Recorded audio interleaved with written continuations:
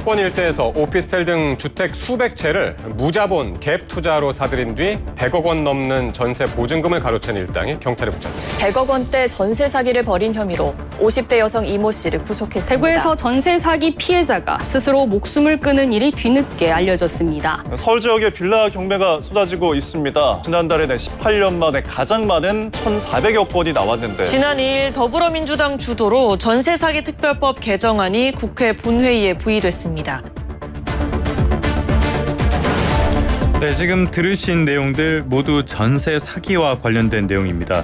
이 문제는 전세 사기 피해자들이 속수무책이라는 점을 들 수가 있겠는데요. 지난 1일에는 피해자가 또다시 스스로 목숨을 끊는 그런 안타까운 사건도 발생을 했습니다. 정치권에서는 피해 구제를 위한 법률 개정안을 마련하고요. 지금은 국회 본회의에 부의된 상태입니다. 그런데 실효성 그리고 형평성 면에서 논란이 계속되고 있습니다. 어떤 보완책이 필요할까요? 관련 연구 진행하고 계신 분 모셔서 이야기 들어보도록 하겠습니다. 국토연구원 주택부동산연구본부의 윤성진 부연구위원 전화로 연결하겠습니다. 박사님 나와 계시죠? 예, 윤성진입니다. 안녕하세요. 네, 안녕하십니까. 이 굉장히 심각한 문제인데 이런 전세 사기범에 관련된 이야기가 정말 끊임없이 나오는 것 같아요. 예, 그렇습니다. 사실 저희가 전세 사기라는 얘기를 이렇게 많이 듣게 된 것도 벌써 한 2년이 다 되어가는 시간인데요. 많은 분들이 빌라왕이니 건축왕이니 또 뭐 수원이니 대전이니 부산이니 하는 여러 가지 사건들을 다 알고 계실 것이라고 생각합니다. 어제도 속칭 하남 빌라왕이라고 하는 임대인으로부터 수십억 원대 피해가 발생했다는 보도도 있었고요. 또 지난주에는 무자본 갭 투자 방식으로 110억 원 상당을 편취한 119명에 달하는 전세 사기 조직이 경찰 검거되기도 했습니다. 또 앵커님께서 말씀해 주셨듯이 어제는 지난 1일 대구의 30대 여성분이 전세 사기로 피해로 인한 고통을 호소하며 목숨을 끊는 안타까운 사건들도 있었고요. 이게 벌써 알려진 것만 해도 8번째 희생인데요. 전세 사기로 인한 경제적, 정신적, 심리적, 신체적 고통이 이렇게 극단적으로 표출된 사례라고 볼 수 있겠습니다. 그렇죠. 의식주 중에서 주랑 관련된 이야기니까. 근데 말씀하신 것처럼 사망 희생자도 있지만 피해자 수는 훨씬 많을 거 아니에요. 얼마나 됩니까 지금까지? 이 국토부 전세 사기 피해 지원회에서 피해자를 이렇게 결정을 하고 있고 또 피해자분들은 신청을 하고 계세요. 그래서 작년 6월에 특별법이 시행된 이후에 지난달까지 한 10달 동안 약 한 2만여 분이 신청을 해주셔서 피해지원위원회에서 한 15,000여 분을 피해자 등으로 가결하였습니다. 그래서 보면 매월 한 2,000여 분이 신청해서 한 1,500여 분이 이렇게 인정받고 있는 그런 상황으로 보입니다.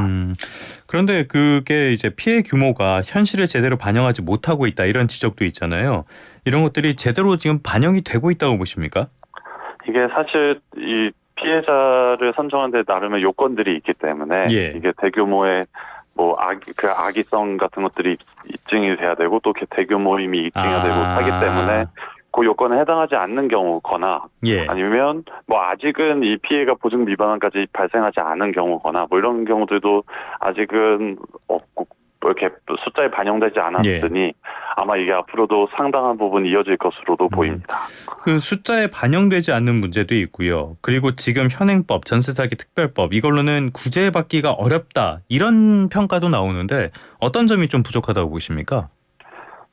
사실 다양한 피해 지원 정책들이 존재합니다. 그런데 그리고 또 많은 분들이 피해 지원들을 이용하고 계시기도 하고 또 상황을 살피고 계신 것들도 있기 때문에 또 현재로서 완전히 부족하다고만 평가할 것은 아니지만 현재까지 드러난 문제들을 조금 보면 이게 가장 대표적인 정책이 우선 매수권을 사용해서 피해 주택을 매입하도록 하는 정책인데 피해자분들의 상당수가 이 정책 활용이 어려운 경우가 많다라는 것이 문제인데요. 예를 들어 신탁 사기로 인한 뭐 이렇게 피해 같은 경우에는 이게 무권 계약이기 때문에 이 정책 활용이 어렵고 또 주택 유형 중에 다가구 주택 같은 경우에는 이게 구분 소유가 안 되는 그러니까 소유자가 여럿일 수 없는 부분이기 때문에 이 정책 활용이 조금 어려운 측면이 있고 또 전세 사기가 많이 발생한 그런 빌라 같은 지역에는 근생 빌라나 아니면 방조기 같은 불법 건축물도 상당히 많거든요.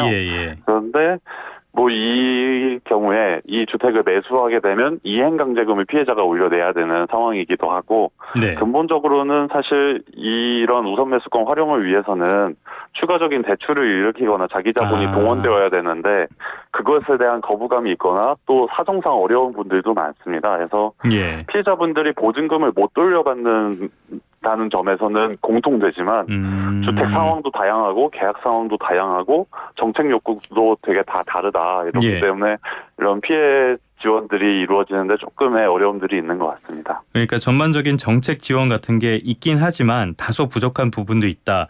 그렇다면은 그런 부분에는 개정이 필요할 거 아니에요. 그래서 그게 지금 국회 본회의에 부의돼 있는데 이 개정안의 핵심 내용은 어떤 겁니까? 개정안의 가장 핵심적인 내용은 그 선구제 후회수라고 불리는 임차 보증금 반환 채권 매입으로 다들 보고 계신 것 같습니다. 이게 표현이 조금 어려운데 예. 그 채권은 돈을 돌려받을 권리잖아요. 그리고 임차 보증금 반환 채권은 보증금을 돌려받을 권리입니다. 그러니까 네네. 전세 사기 피해자분들은 임대인들에게 돌려받아야 할 보증금이 있는데 예. 못 돌려받고 있는 상황이잖아요. 그래서 그 돌려받을 권리인 임차 보증금 반환 채권을 허그와 같은 공공기관이 피해자로부터 먼저 사주고 이후 피해 주택을 경공매와 매각 과정에서 이렇게 처분하는 과정에서 투입 비용을 회수하는 그런 방안이라고 볼 수 있습니다. 그러니까 피해를 입은 피해자가 피해 신청을 하면 공공기관에서 비용을 먼저 주고 나중에 회수하는 그런 과정이라는 말씀이신 거죠? 네네. 공공이 피해자로부터 그 임차 보증금 반환 채권이라고 하는 것을 사오는 과정에서 일부 금액이 지불되기 때문에 이 과정을 약간 선구제라고 부르는 것 같고요.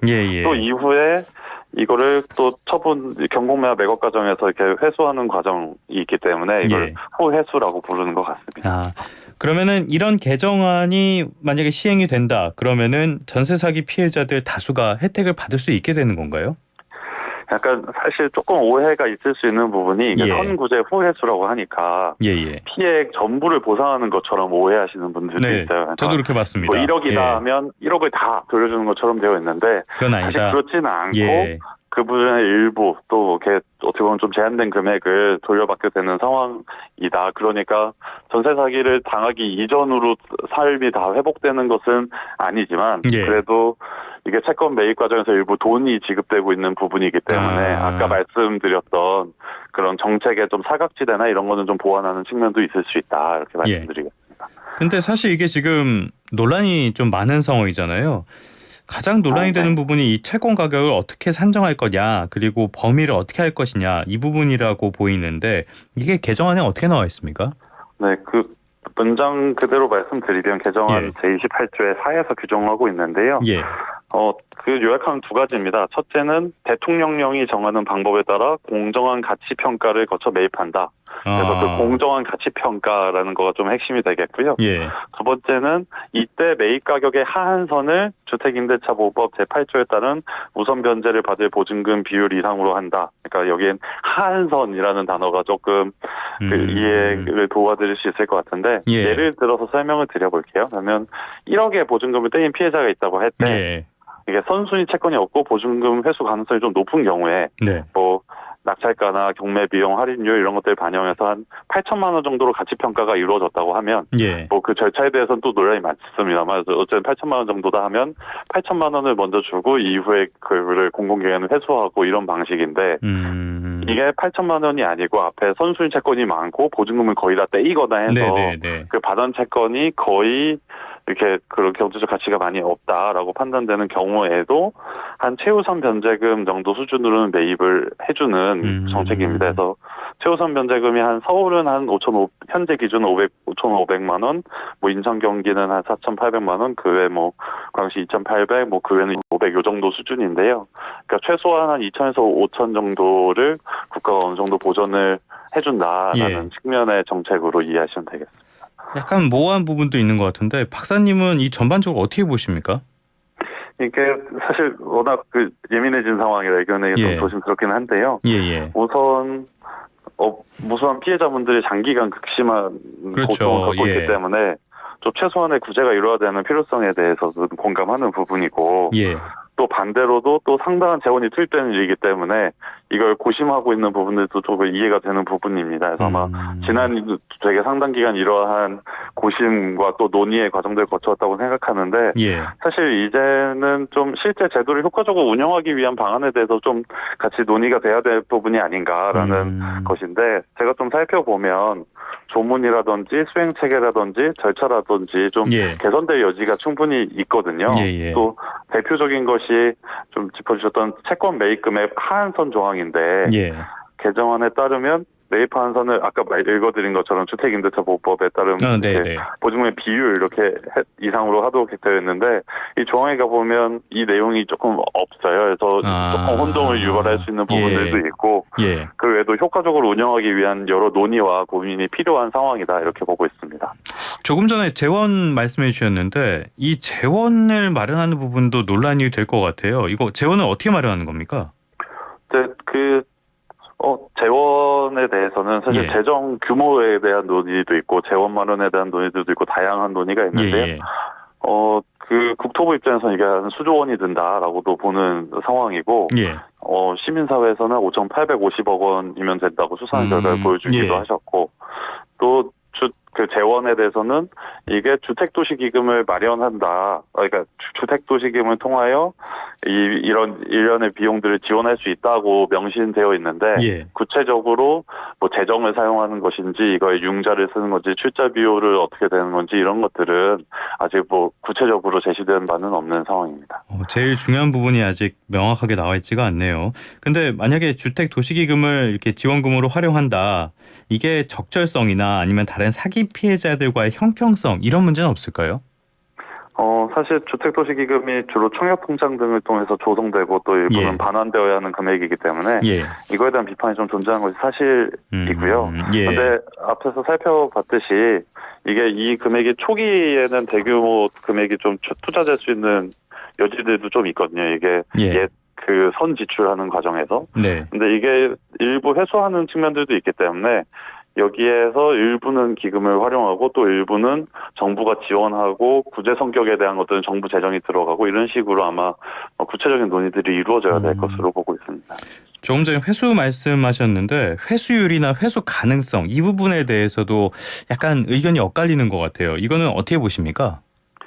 사실 이게 핵심은 가치평가에 있습니다. 그래서 가치평가가 이게 기존에도 캠코에서 뭐 자영업자 지원이나 이런 것 과정에서 부실 채권을 매입하고 하는 경험들은 있거든요. 그런데 그럴 때는 지원 대상인 자영업자가 채무자고 금융기관이 채권자이기 때문에 그냥 은행, 금융기관하고서는 협의해서 채권을 매입하면 되는 상황이었는데 이 전세 사기 피해분들은 오히려 피해자분들이 채권자시기 때문에 그 채권 매입 협의 과정들이 결국 각각 개별 전세 사기 피해자분들하고 해야 되는 그런 절차적 어려움들이 있습니다. 그래서 그 과정 때문에 이 가치 평가에 대한 것이 상당한 논란이 되는 것이고 이 과정들을 어떻게 만드느냐에 따라서 아마 회수율이 상당히 차이가 날 수 있다라고 좀 보고 있습니다.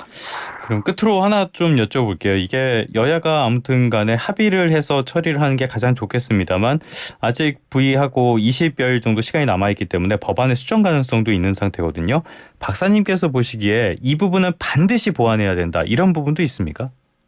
네, 사실 아까 말씀드렸듯이 그 임차보증금 반환채권 매입 가격의 하한선 조문 이런 거 명확하게 할 필요가 있고요. 또 그 외에도 매입 신청을 받는 장소라든지 뭐 피해자와 피해장 등을 구별하는 문제라든지 이런 몇 가지 조문상에 점검해야 될 사항들도 있습니다. 그리고 또 시행일 조항도 이게 현재는 공표 후에 1개월로 하고 있는데 이게 그 사이에 이게 체계적인 준비가 가능할지 운영기관의 의견들을 좀 청취한다거나 이런 과정들도 필수적일 것으로 보고 있습니다. 알겠습니다. 이번에는 여야가 잘 논의를 해가지고 피해자들을 지원을 하면서도 너무 부담이 되지 않는 그런 수준의 어떤 방안이 마련이 됐으면 좋겠습니다. 오늘 말씀은 여기까지 듣겠습니다. 지금까지 국토연구원 주택부동산연구본부 윤성진 박사와 함께했습니다. 말씀 고맙습니다. 네, 감사합니다.